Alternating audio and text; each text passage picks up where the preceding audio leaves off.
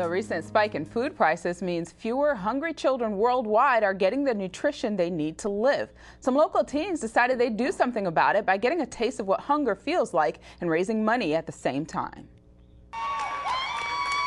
With each basket he makes, Derek Irwing scores more than points on the board. He's raising cold, hard cash to help hungry children all over the world. For them not to have a choice to eat every day or days at a time, that just, breaks my heart bad. But here's the twist. Derek's getting an idea of how those hungry children feel each day they go without food. He's playing ball after nearly 30 hours of fasting. How you feeling? Arms are dead. But it's for a good cause. Children around the world are starving. There's a food crisis going on. A lot of people don't know about it, but there are children around the world that are eating dirt, and that's just not okay with us. Which is why the youth group at First Presbyterian Church Altadena upped their game this year by adding a basketball shootout. They hope to raise $3,600, more than ever before in their 5-year history with a 30-hour famine started 17 years ago by World Vision. That may sound like pennies to some, but to 10 starving kids out there, it's a year's supply of food. So they will eat every day, and they will get medical care, and their families will get care. And so that's important to us. So we're making a difference. Somebody will eat today because we do this. While Derek has to resist all the food around him for a little while longer. He's not eating, he's just delivering it. That's right. Sure, that's what they all say. He knows he can break his fast, but about 29,000 children worldwide never will on this day alone. So he plays through the hunger pains and counts an extra $1 for the shot he just made to help one more hungry child. In Altadena, Tammy Devine, KTLA News.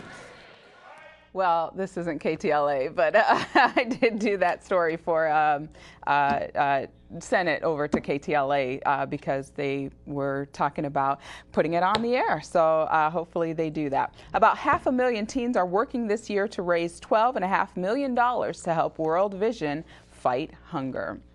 From the CCN blog, gas prices dropped a penny this past week, but analysts say that they'll continue to actually rise in the near future. Here in the San Gabriel Valley, it looks like the Gold Line extension will be delayed after the Metro Board put the project on the back burner. Many of you decided that you take the Gold Line, that you're fed up with the whole gas situation, that you're looking for some solutions to get lower gas prices around here.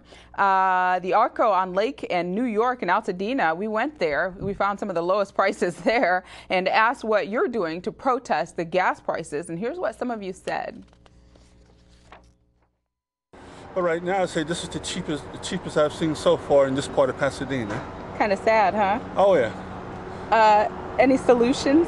What would be your solution or your protest, I guess, against these gas prices? Well, what I do is during the weekend I drive my car, and on the weekdays I take the bus and ride my bike. What would be your protest? Supporting public transportation, the bills that are going to be coming up in November. There's a couple of bond measures that are coming up for public transportation. Next car will be a car that gets greater gas mileage than I get already, carpooling as well. I cannot buy a hamburger for my kids.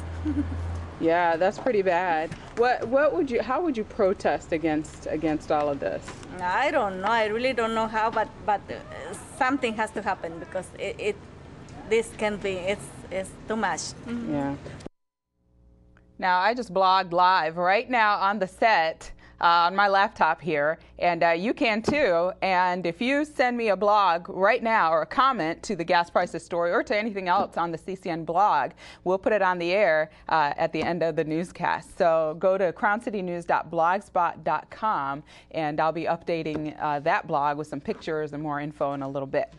Building homes for those with low incomes when Sonia Yates goes on camera with me, and that's coming up next on CCN Crown City News. We'll be right back.